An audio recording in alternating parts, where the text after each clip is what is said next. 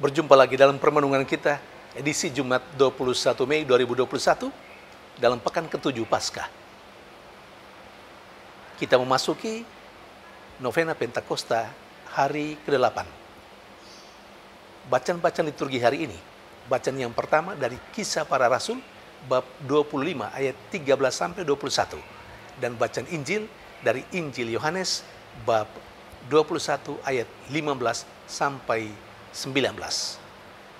Kedua bacaan liturgi hari ini sangat inspiratif, sekurang-kurangnya untuk saya pribadi.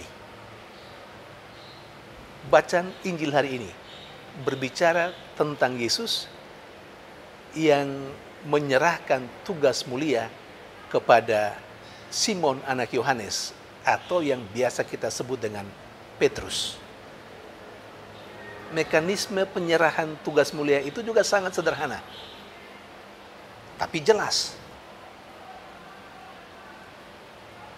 Pertama, Yesus mengajukan pertanyaan kepada Petrus sampai 3 kali. Yang kedua, Petrus menjawab pertanyaan Yesus juga 3 kali. Baru yang terakhir, Yesus menyerahkan tugasnya. Saudari dan saudara yang terkasih, yang lebih menarik lagi adalah pertanyaan Yesus yang sampai 3 kali itu. Pertanyaan pertama sedikit lain dengan pertanyaan-pertanyaan yang kedua dan ketiga, walaupun isinya sama. Pertanyaan pertama berbunyi demikian: Simon anak Yohanes, apakah engkau mengasihi aku lebih dari mereka ini? Sementara pertanyaan kedua dan ketiga, Yesus hanya berkata demikian: Simon anak Yohanes, apakah engkau mengasihi aku? Kita perlu merenungkan lebih dalam tentang perbedaan ini. Apa maksudnya Yesus dengan pertanyaan yang pertama? Simon anak Yohanes, apakah engkau mengasihi aku lebih dari mereka ini? Apa yang dimaksudkan oleh Yesus dengan kata-kata lebih dari mereka ini? Hemat saya, dalam permenungan pribadiku, saya memahaminya sebagai berikut. Yang dimaksudkan dengan mereka ini adalah sahabat-sahabat Petrus, teman-temannya dalam kelompok 12 rasul yang lain selain Petrus. Juga mereka yang ditanyakan oleh Yesus, berarti pekerjaan-pekerjaan yang biasa dijalankan oleh Petrus. Sehingga dengan kata lain, kalau kita mau bertanya secara bebas, atau kalau kita mau menerjemahkan secara bebas, pertanyaan Yesus bisa kita lakukan sebagai berikut: Simon anak Yohanes, apakah engkau mengasihi aku lebih dari pekerjaan-pekerjaanmu? Lebih dari teman-temanmu yang lain? Seperti itu menurut hemat saya. Dan jawaban Petrus juga sampai 3 kali. Dan dalam 3 kali jawaban itu, 2 jawaban yang pertama sama persis. Tetapi jawaban yang ketiga sedikit berbeda, walaupun isinya sama. Bagaimana jawaban Petrus atas pertanyaan dari Yesus? Jawaban pertama dan kedua sama. Benar Tuhan, Engkau tahu aku mengasihi Engkau. Sementara jawaban Petrus yang ketiga, ketika Yesus bertanya untuk ketiga kalinya, dia berkata demikian kepada Yesus: Tuhan, Engkau tahu segala sesuatu. engkau tahu bahwa aku mengasihi engkau. Saudari dan saudara yang terkasih, rupanya pertanyaan yang ketiga membuat Yesus sungguh merasakan betapa dia sebagai manusia yang berdosa, dia yang pernah menyangkali Yesus sampai 3 kali, ditanya oleh Yesus juga sampai 3 kali tentang bagaimana kasih Petrus kepada Yesus yang adalah guru dan tuannya. Pertanyaan yang ketiga itulah yang langsung menusuk hatinya, kena pada inti hatinya sendiri. Karena itu Petrus berkata, engkau tahu segala sesuatu. Engkau tahu juga aku mengasihi engkau. Saudari dan saudara yang terkasih, setelah Petrus menjawab sampai 3 kali bahwa dia sungguh mengasihi Yesus, Yesus memberikan atau menyerahkan tugas yang mulia. Gembalakanlah domba-dombaku. Saudari dan saudara yang terkasih, lebih lanjut,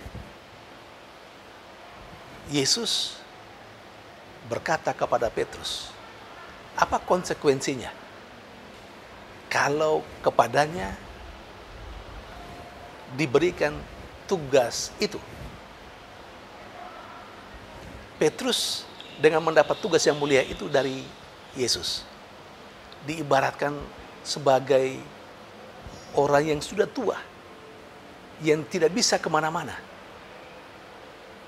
dengan kekuatan sendiri. Karena dia tidak bisa bebas lagi menjalani kehidupannya seturut kemauannya sendiri. Dia harus melaksanakan hidupnya sesuai dengan tuntutan dari pekerjaan yang ia terima dari Yesus. Tugas yang mulia itu yakni menggembalakan domba-domba Yesus. Saudari dan saudara yang terkasih, sementara bagian lain dalam bacaan Injil yang sama, dalam sebuah semacam perumpamaan atau ibarat, Yesus berkata kepada Petrus, ketika engkau masih muda, engkau bisa jalan kemana-mana. Nah, dalam konteks penyerahan tugas yang mulia itu, sebelum dia mendapat tugas, ya dia boleh bebas kemana dia mau. Itu yang mau ditegaskan oleh Yesus kepada Petrus. Nah, saudari dan saudara yang terkasih, sederhana bukan mekanisme pemilihan, pengangkatan, dan penyerahan tugas dari Yesus kepada Petrus? Kriterianya sederhana. Kriterianya hanya mengasihi. Karena Petrus sungguh mengasihi Yesus, maka kepadanya diberi tugas. Rasanya kriteria itu sudah cukup untuk Yesus. Karena Yesus tahu bahwa kalau Petrus sungguh-sungguh mengasihi dia, maka dia akan menerima tugas itu dengan penuh sukacita, dan dia akan melaksanakan tugas itu dengan segala konsekuensinya. Dan kita pada akhirnya tahu juga, bukan? Bagaimana Petrus setelah menerima tugas itu, dia melaksanakan tugas itu dengan baik sekali, sampai dia akhirnya mati di kayu salib. Sama persis dengan gurunya Yesus. Yang berbeda adalah kalau Tuhan Yesus disalibkan sebagaimana biasa, tetapi Petrus disalibkan dengan kepala ke bawah. Saudari dan saudara yang terkasih, luar biasa. Dan rupanya kasih itu yang begitu hebat kepada Tuhan membuat Petrus bertahan dalam melaksanakan tugas sekalipun dia mengalami penderitaan, kesengsaraan, dan penyaliban. Semangat yang sama juga ada dalam diri Paulus yang kita dengar dalam bacaan yang pertama hari ini. Paulus juga dipilih menjadi pewarta kabar gembira Yesus dengan sangat istimewa, tanpa kriteria apa-apa. Paulus adalah seorang yang terkenal jahat menurut ukuran kekristenan saat itu, tapi dipilih oleh Yesus. Dan ketika dia berjumpa dengan Yesus, dan kita semua tahu betapa dia sangat mencintai Yesus. Dan karena itu, karena cintanya yang begitu luar biasa kepada Yesus, dia mampu menerima tugas dari Yesus dan melaksanakannya dengan segala konsekuensi. Dia terima dengan penuh sukacita juga. Saudari dan saudara yang terkasih, ternyata kasih kita kepada Allah itu menjadi tolok ukur. Kita diberi tugas dan tanggung jawab oleh Tuhan. Sederhana saja. Karena kalau kita mengatakan kita mengasihi Allah, kita akan menerima tugas yang diberikan oleh Allah melalui siapapun, terutama melalui gerejanya. Kita akan menerimanya dengan penuh sukacita dan kita akan melaksanakannya dengan segala konsekuensinya. Karena kalau kita mengasihi Allah lebih dari teman-teman kita, lebih dari pekerjaan-pekerjaan kita.